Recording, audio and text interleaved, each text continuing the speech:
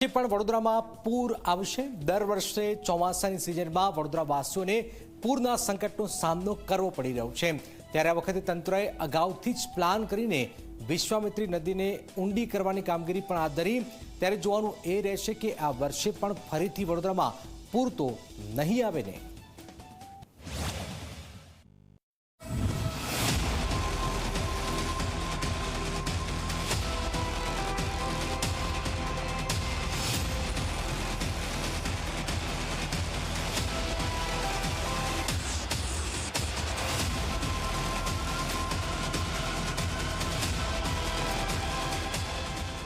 વડોદરાવાસીઓને ચોમાસાની સિઝન આવતાની સાથે જ પૂરનો ખતરો યાદ આવી જાય છે, કેમ કે ગત વર્ષે વડોદરામાં ચોમાસામાં ભયંકર પૂર આવ્યું હતું, જેના કારણે અનેક લોકોને ભારે મુશ્કેલી વેઠવાનો વારો આવ્યો હતો।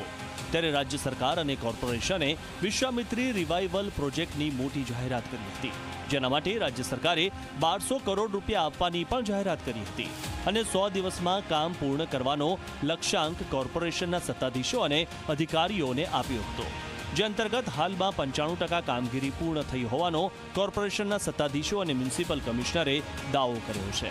ત્યારે વીએમસીના અધિકારી અને પદાધિકારીઓએ સમા અને ફતેગંજ વિસ્તારમાં વિશ્વામિત્રી નદીને ઊંડી કરવાની કામગીરીનું નિરીક્ષણ કર્યું। ત્યારે મ્યુનિસિપલ કમિશનરે વધુમાં કહ્યું કે વિશ્વામિત્રીમાં કામગીરી બાદ પૂર આવશે કે નહીં તે હું કહી ના શકું, કેમ કે પૂર આવવું એ કુદરતી છે। તો સ્થાયી સમિતિના ચેરમેન ડોક્ટર શીતલ મિસ્ત્રીએ કહ્યું કે વિશ્વામિત્રીની કામગીરીથી પૂરમાં 30 થી 40% જ રાહત મળશે। ये तो कुदरत है એટલે પાણી આવશે અને પાણી આવવાનું છે એટલે કેરિંગ કેપેસિટીને અમે વધારી રહ્યા છે, જેથી કરીને પાણી ઇઝીલી નીકળી જાય અને અમુક બ્રિજેસની બ્લોકેजेस, અમુક જંક્શનની બ્લોકેजेस એ બધું નિકાલ કરવાનો અમે પ્રયત્ન કરી રહ્યા છે। કોઈ જગ્યામાં ઝાડ પડ્યું છે, કોઈ જગ્યામાં વધારે માટી છે એટલે ડીસિલ્ટિંગ કરી રહ્યા છે।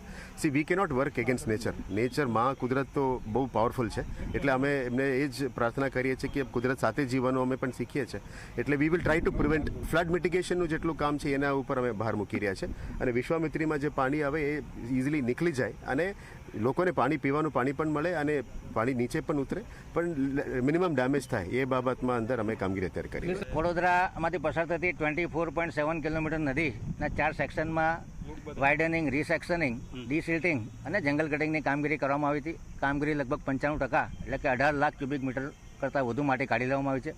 હજુ 1.5 લાખ ક્યુબિક મીટર માટી આવનારા 10 દિવસમાં કાઢવામાં આવશે। ફાઇનલ ફિનિશિંગનું કામ ચાલી રહ્યું છે। જે નવા સ્લોપ બન્યા છે એની સોઇલ લૂઝ હોય એને મજબૂતી મળે અને એનું ઇરોઝન ઘટે, એનું ધોવાણ અટકે એ માટે વેટીવર ગ્રાસ સિસ્ટમનો ઉપયોગ કરવામાં આવી રહ્યો છે। તો આ તરફ કોર્પોરેશનના વિપક્ષ નેતા ચંદ્રકાંત શ્રીવાસ્તવે કહ્યું કે પાલિકાના સત્તાધીશો માત્ર મોટી વાતો અને વાર્તા કરે છે। અત્યાર સુધીમાં એક પણ પ્રોજેક્ટનું કામ આજ દિન સુધી પૂર્ણ થયું નથી। ત્યારે કોર્પોરેશનના સત્તાધીશો કેમ છાતી ઠોકીને નથી કહી શકતા કે વિશ્વામિત્રી નદીમાં પૂર નહીં આવે, તેમજ વધુમાં સવાલો ઉઠાવતા કહ્યું કે વિશ્વામિત્રી નદી પરના દબાણો દૂર કર્યા વગર જ કામ પૂર્ણ થયા હોવાનું કઈ રીતે કહી શકાય।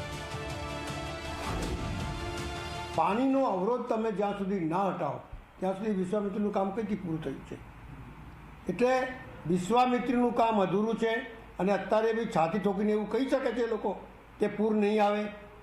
જો તમે એવું કહી નહીં શકતા તો તમે કઈ રીતે કહી શકો છો કે કામ પૂરું થઈ ગયું છે? એટલે સવાલ એટલો જ છે કે કહેવું ને કરવામાં બહુ મોટો ડિફરન્સ છે। હજુ સુધી રિસ્ટ્રિક્શન ઝોનમાંથી તમે તોડ્યું નથી, તમે જ્યાં અવરોધો ઊભા ત્યાં ઊભા નથી કર્યા, નહીં તમે પંપો મૂક્યા નથી, સબમર્શિયલ પંપો મુકાયા, આવી બધી વસ્તુઓ, કારણ કે ખાલી ખોદવાથી, માટી કાઢવાથી પૂર નહીં આવે એ વાતમાં કોઈ દમ નથી। આજે બી મને શંકા છે કે આ વડોદરા શહેરની અંદર ખાલી વિશ્વામિત્રીની આજુબાજુ નહોતું ભરાયું, વડોદરા શહેરની અંદર ચારે બાજુ ભરાયેલું। મહત્વની વાત એ છે કે કોર્પોરેશનના સત્તાધીશો અને મ્યુનિસિપલ કમિશનર ભલે વિશ્વામિત્રી નદીનું કામ 95% પૂર્ણ થઈ ગયું હોવાનો દાવો કરે, પરંતુ હકીકત કંઈક અલગ જ છે। હજી પણ વિશ્વામિત્રી નદી પરના દબાણો ઠેરના ઠેર જોવા મળે છે। ત્યારે ભલે નદીને પહોળી અને ઊંડી કરી છે, પણ વરસાદી કાંસોની સફાઈ હજી પણ બાકી છે। ત્યારે શું ખરેખર વિશ્વામિત્રી નદીમાં પૂર આવે છે કે કેમ તે તો આગામી ચોમાસામાં જ ખબર પડશે। રવિ અગ્રવાલ, ઝી મીડિયા, વડોદરા।